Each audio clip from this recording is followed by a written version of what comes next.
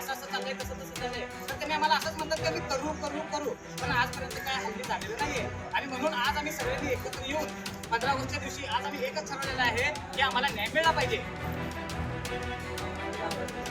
टायमिंगला आम्हाला आश्वासन दिलं जाते आणि प्रत्येक टायमिंगला आमच्या ह्याच्यावर बळी पडते आणि प्रत्येक रायडर हा रिस्क घेऊन काम करते पण रायडरांची किंमत दूर आहे. सध्याला आम्ही 700 ते 600 रुपयाला आम्ही दिवसभर 12 तास आम्ही काम करते. खरं त्यांना आमची मजबुरी कळत आल्या आणि आज आम्ही हे मुद्दा मानून संप ठेवलेला आहे आणि पण आम्ही स्ट्राईक चालू आम्ही काम करतो रुपये ऑर्डर मिळेल.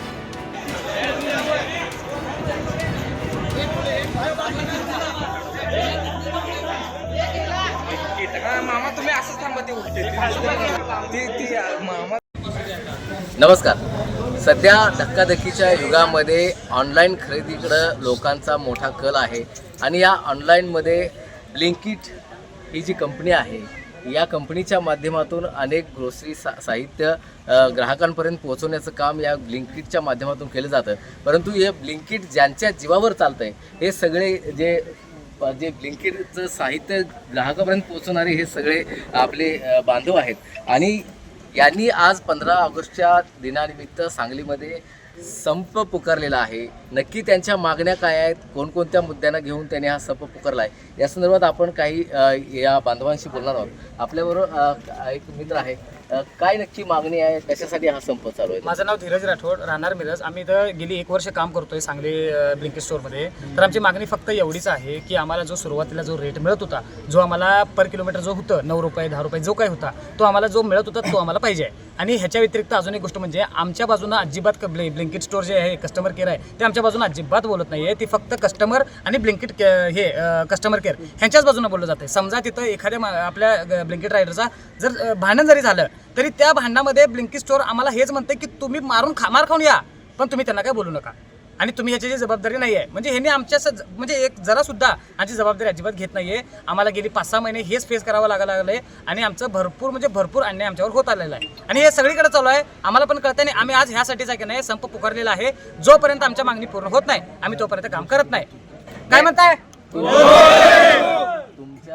तुम्हाला जो मिळणारा रोजचा जो मेहनताना आहे, तुमचं जे रोज जे मिळणारं तुमचं मानधन आहे ते पूर्वी जास्त मिळत होतं, आता कमी मिळतं अशा तऱ्हेच पण काय? पूर्वी जास्त मिळत होतं. उदाहरणार्थ सांगतो तुम्हाला, आम्ही 12 तास अगोदर करत होतो. म्हणजे समजा आता आम्ही 8 वाजता सकाळी येत होतो, आम्ही संध्याकाळी 8 पर्यंत करत होतो. आम्हाला 1000-1200 रुपये आम्हाला जो मिळत होता आणि तो आमचा मेहनतीचा होता. असं काय नव्हतं की यांनी वाढवून देत होतं किंवा इन्सेंटिव्ह जास्त होतं, तसं काय नव्हतं. जो होता तोच होता. आता काय झालेलं आहे, आता 12 तास काम करून सुद्धा इन्सेंटिव्ह लॉक म्हणजे जो इन्सेंटिव्हचा जो टायमिंग असतोय तो भरत नाहीये. म्हणजे सकाळी आलेला व्यक्ती संध्याकाळी कुत्र्यासारखं 10:30 पर्यंत राबायला पाहिजे, तेव्हा जाऊन कुठं तर आमचं इन्सेंटिव्ह तुटतंय, ते पण कुत्र्यासारखं राबल्यावर. आणि तिथं सुद्धा एकदा काय होतं माहिती आहे का, आता समजा आम्ही इथं ऑनलाईन गेलो आणि आम्ही घरला गेलो की आमचं आता टायमिंग संपलेलं आहे. आम्ही 10:30 वाजता टायमिंग संपतं आमचं. घरला गेलो तरी 1 मिनिटासाठी 100 रुपये कट केले जाते. आम्हाला हे अन्याय अजिबात आम्हाला सहन होणार नाही आणि जो आम्हाला पूर्वी होता तो आम्हाला पाहिजे.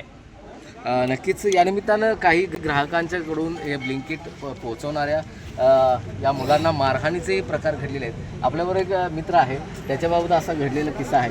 काय नक्की थोडक्यात सांगायचं? सर मी ऑर्डर जर केलं तर कस्टमरला, म्हणजे कस्टमरकडे काय तर सुट्टं पैसे नव्हतं.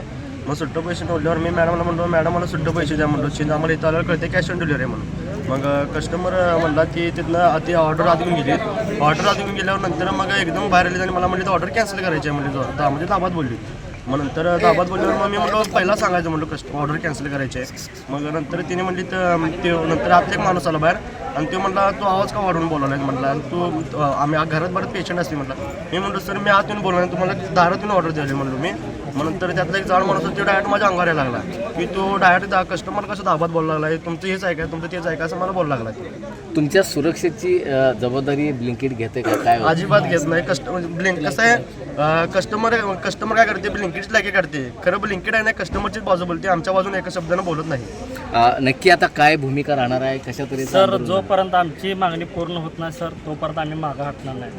प्रत्येकाने एक ठरवले की आम्हाला आमचा पहिलाचा रेट पाहिजे. आमचा सर पहिला रेट जो मिळत होता तो योग्य मिळत होता. आमचं पेट्रोल मेंटेनन्स खर्च वगैरे जाऊन सर 400-500 रुपये राहायचं होतं.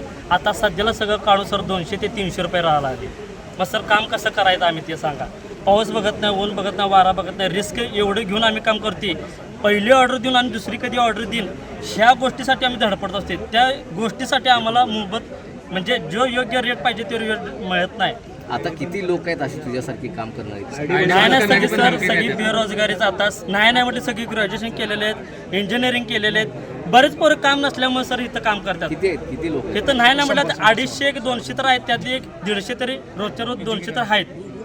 12 तास काम हा 12 तास 15 तास काम करून आणि रात्री 2-2 वाजेपर्यंत काम करतात, रिस्क घेतात. कुठलाही कोणतरी दारू पिऊन वगैरे काही शिव्या वगैरे दिलं तर गबन खात्यात का की आपल्या जीवाची काळजी आपल्यालाच घ्यायला लागणार आहे म्हणून. कंपनीकडे आता तुमची मागणी काय आहे? मुख्य मागण्या कंपनीकडे काय राहील? मग कंपनीकडे आमचं मुख्य मागणी आहे की आम्हाला सर रेट दिलं पाहिजे, प्रोटेक्शन दिलं पाहिजे आणि जी गोष्ट काय घडले त्याचे म्हणजे निषेध करून त्याच्यावर काहीतरी कारवाई व्हायला पाहिजे. बाबा एखादा रायडर चुकला तर रायडर कंप्लीट व्हायला पाहिजे, कस्टमर चुकला तरी कस्टमर ID त्याची ब्लॉक व्हायला पाहिजे. ही आमची मुद्दे मागणी आहे. सर माझं नाव प्रकाश ओडर. सारखं मी आता 2-3 वेळी ही केले स्ट्राईक.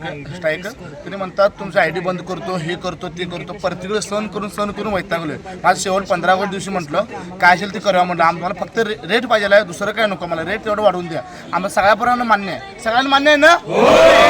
Okay sir.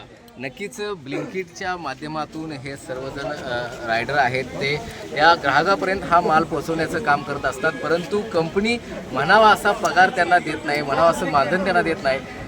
गेल्या काही महिन्यांपूर्वी त्यांना चांगलं मानधन मिळत होतं, परंतु आता हल्ली या मानधनामध्ये कपात करण्यात आलेली आहे आणि त्यामुळं त्यांची दिवसाचा पगारही त्यांना मिळत नाही. आणि त्यामुळं कंपनीनं जो रेट आहे तो रेट वाढवावा आणि त्याशिवाय त्यांच्या स्वतःची जी सुरक्षा आहे, संरक्षण आहे, ते संरक्षण त्यांना मिळावं अशा तऱ्हेच्या मागण्यांसाठी हा संप आजपासून सुरू करण्यात आला आहे. जोपर्यंत या मागण्या मान्य केल्या जात नाहीत कंपनीच्याकडून तोपर्यंत हा स्ट्राईक चालूच राहील अशा तऱ्हेचा इशाराही या बंधूंनी दिलेला आहे. मोहन राजमाने, नवराष्ट्र न्यूज, सांगली.